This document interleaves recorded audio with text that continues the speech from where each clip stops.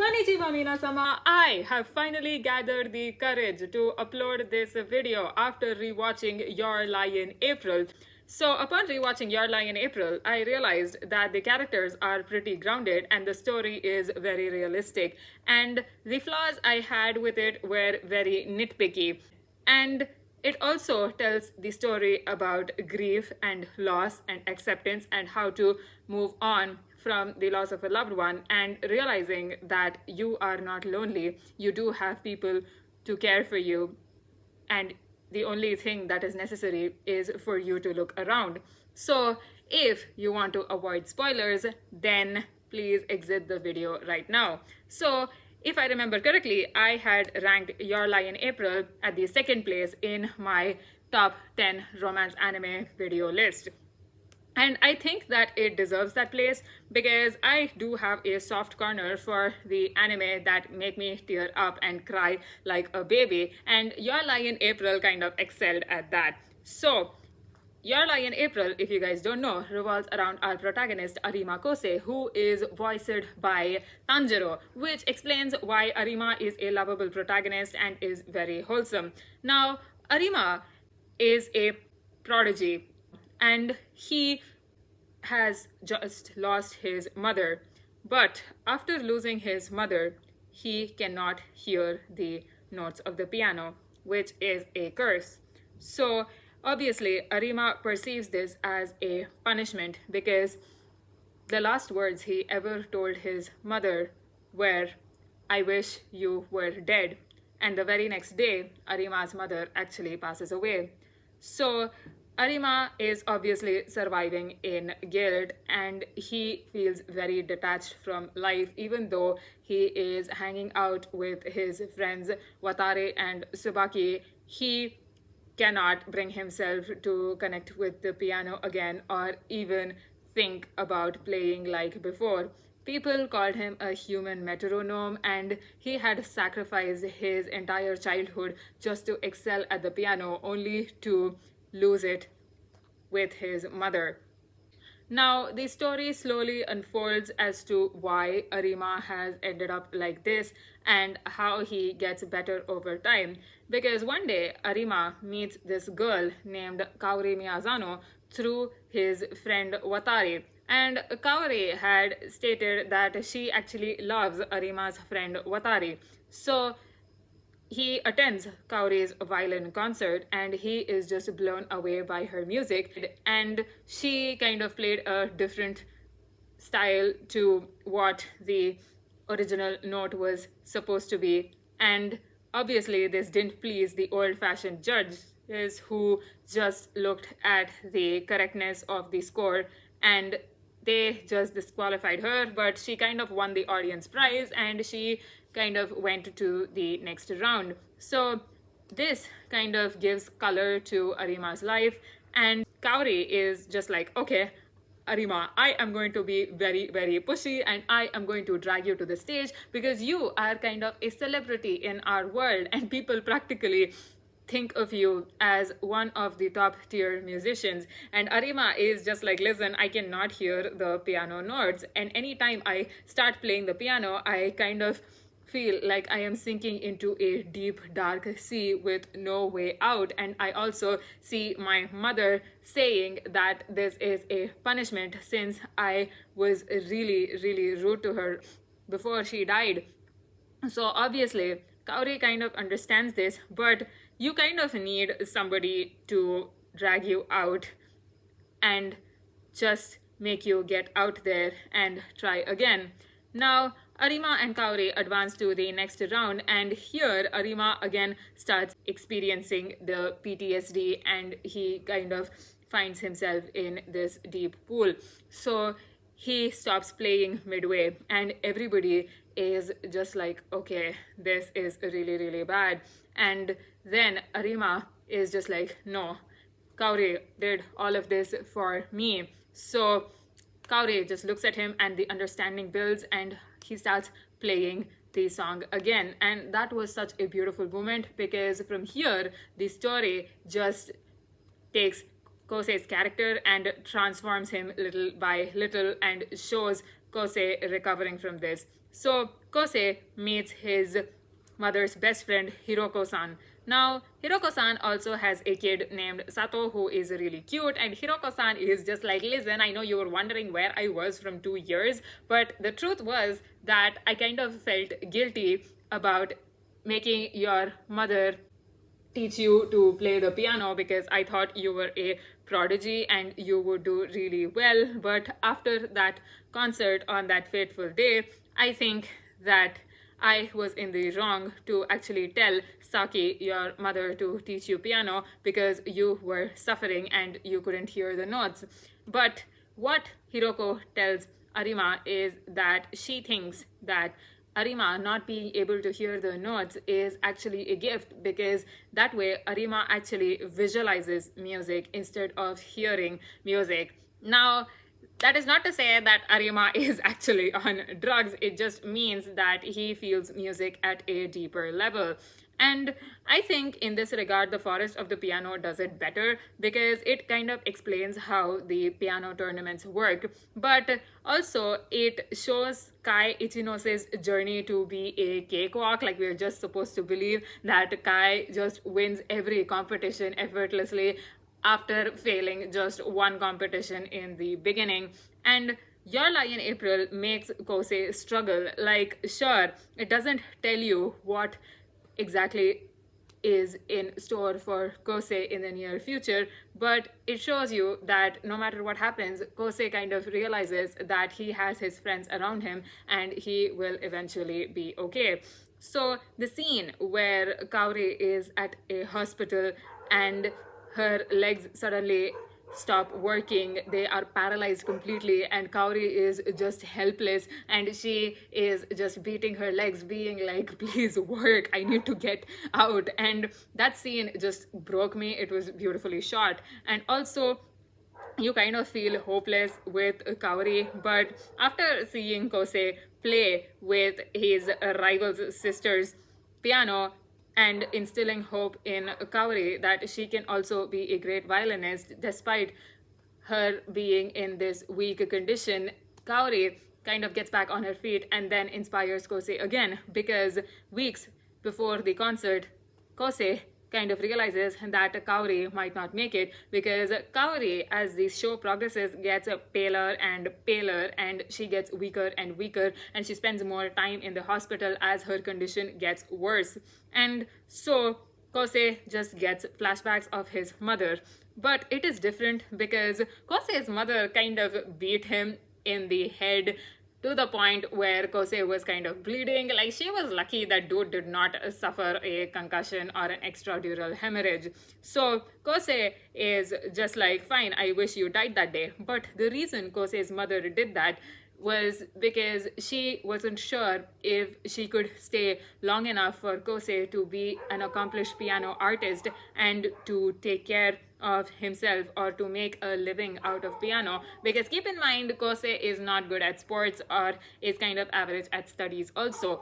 And then we also have other characters like Tsubaki and Watari. Now, Tsubaki is Kosei's best friend. They have known each other since they were little, and Tsubaki has been with Kosei through thick and thin, but you always feel like there is some distance between them because these two belong to different worlds entirely. Now, Tsubaki is a sports freak and she doesn't know how to be there for Kosei. She doesn't understand his problems, but she is always having Kosei by her side and is offering a shoulder to lean on, and she is kind of the reason why Kosei did not go into extreme depression or even contemplate unaliving himself.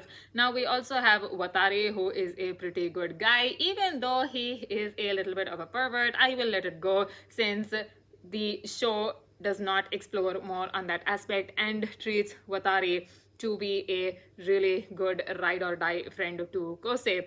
Now, when Kosei tells Watari that he kind of likes Kaori, the girl he was supposed to be with, Watari is just like, yeah, I know, I am not blind. So Kosei is just like, okay, fine, yeah. And here you don't see the characters being that stupid because it is kind of wrapped up in a few minutes. Like, you see Kosei kind of hesitating to visit Kaori, but Watari is just like, listen, she would want you to visit her because she has always turned to you when she needed help. And Kosei is just like, okay, yeah, fine, let's go. And here we also see Kosei being a teacher to his rival Aiza's sister Nagi, and also you see that Kosei can be a pretty good teacher and a mentor, so he does have other aspects to him rather than being after Kaori. Now, Kaori and Kosei don't necessarily operate as the classic shoujo couple. Like, they know the fact and they know how to cheer each other up, and they just live through in the world of music. And also, I just wish we got more time with these two, but unfortunately, since Kaori Miyazono kind of passed away and Kosei kind of realizes that mid-concert, he is just like, it's fine, thank you for teaching me everything and bringing color to my life and making me realize that I have people around me who actually care for me. Because before this, Kosei just couldn't bring himself to play the piano. He had stopped practicing and he wanted to give up on music because he is just like, ultimately, music is just going to give me heartbreak and I'm going to have to experience loss all over again and I can't get through with it. And he is just like, fine.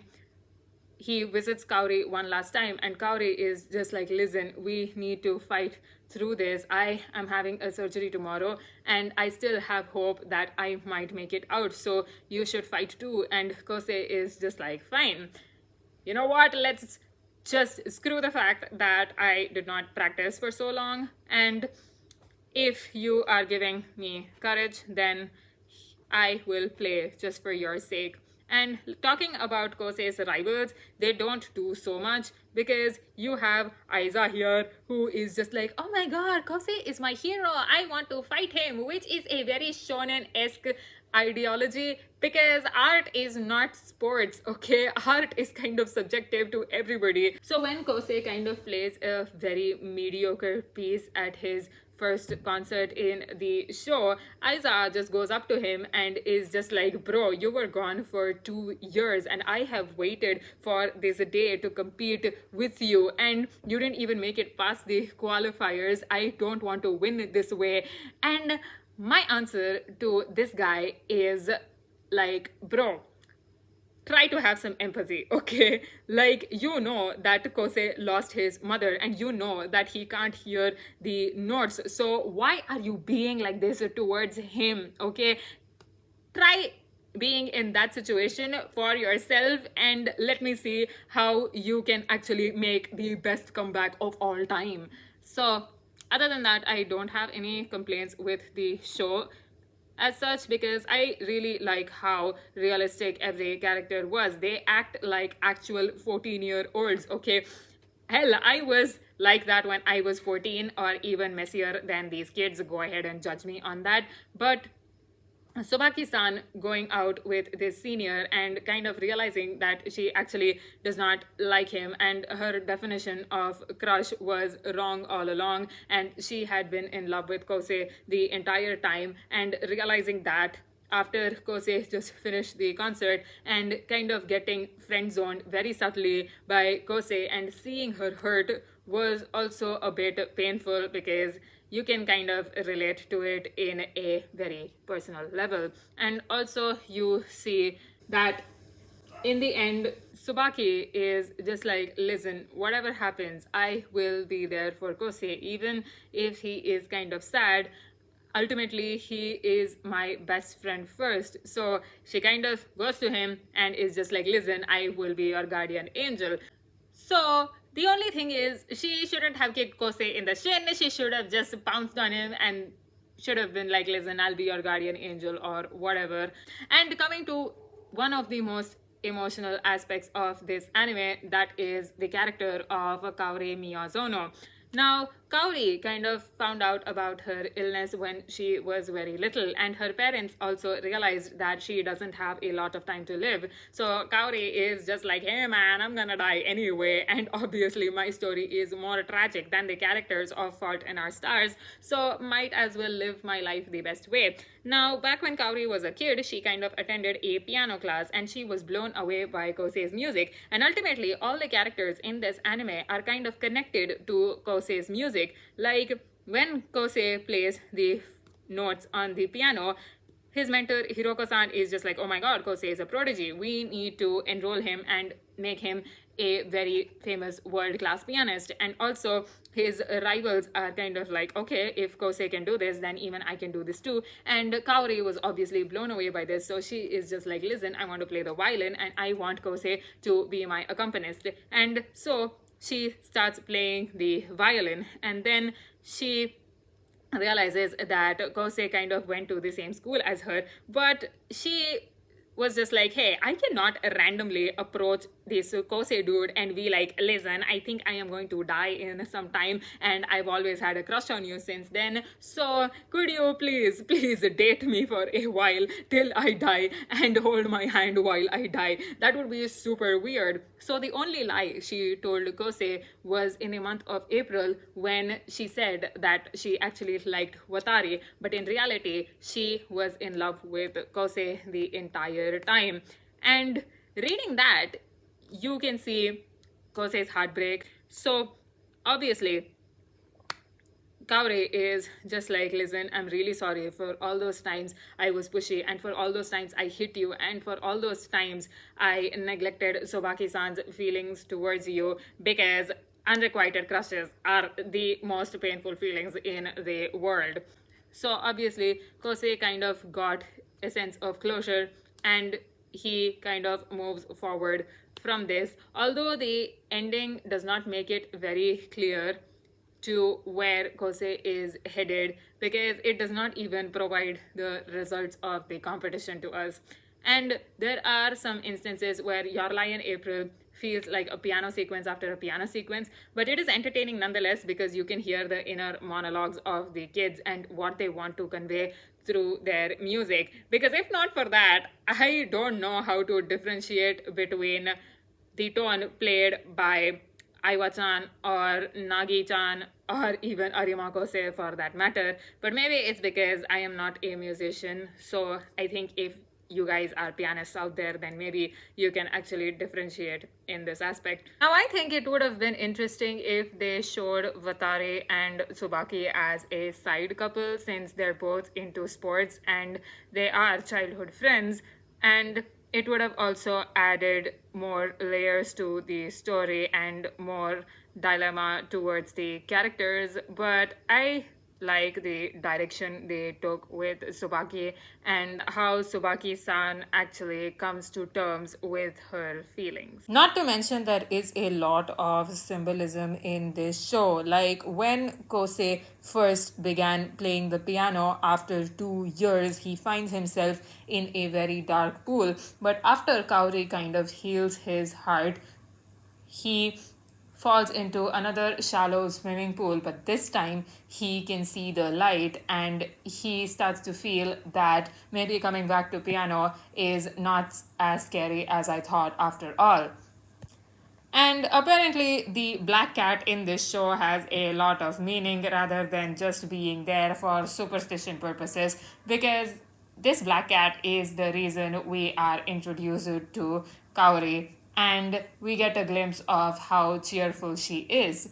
And this black cat is also the reason for Kosei being very guarded, because when Kosei was a kid, he used to take care of this black cat named Chelsea, but by accident, Chelsea kind of scratched his hand, and Kosei's mother quietly disposed Chelsea off. So from then on, Kosei always kept his guard up. And later in the show, Kosei sees a black cat get run over by a truck, and he tries very hard to save this cat because he believes that this cat is kind of similar to Kaori, and when he fails to save that cat, then he just breaks down in tears as he is just like, okay, I really can't save anybody and I keep losing everybody. So symbolism carries a lot of meaning here, and I really appreciate that in this anime,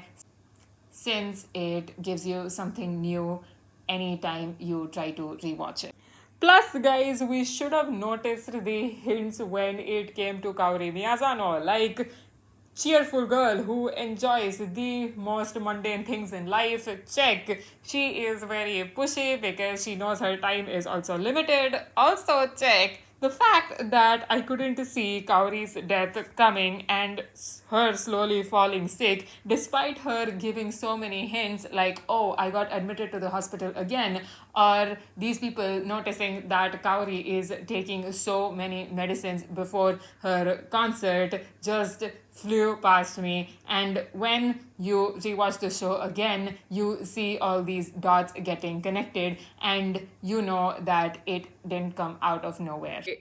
For you guys who criticize this show for being very problematic, for the amount of times Kosei actually gets beaten up, wake up, guys. That's how kids behave, okay? And if you were in Kaori's shoes and if you realize that you kind of have very less time to actually accomplish this goal of making this guy fall for you and actually spending time with him and making him your accompanist for the concert, then you would do the same thing as a Kaori, okay? So her being this guiding light to Kosei was very beautiful, and there are sequences in this anime that are breathtaking, like Kosei's final concert when he sees Kaori dissolved into a mist of cherry blossom leaves as she passes away was simply poetry. And also, the intro is pretty cheerful, but the outro is also equally emotional. Like, you see Kaori Miyazano in this puddle of water as the song keeps playing, and you kind of know what's coming, but you kind of hope for the best. But at the end, the show steals that from you, making you connect with Arima Kosei even more. So I just wish Kaori's parents got more screen time in this show. Like, they could have established them better, and their dynamic with Kosei could have improved a lot, because we see that in Clannad, Tomoya practically gets adopted by Nagisa's parents, and eventually he becomes a part of their family before even dating Nagisa. So I kind of wish there was at least 5% of that in Your Lie in April, but hey, this is again just a minor nitpick. So there you have it. That's why I think Your Lie in April is a masterpiece. Do let me know what you think about this anime, and if you've made it till here, I cannot thank you enough. You have nerves of steel. Arigatou gozaimashita. Quiotsukete. I'll see you in the next one.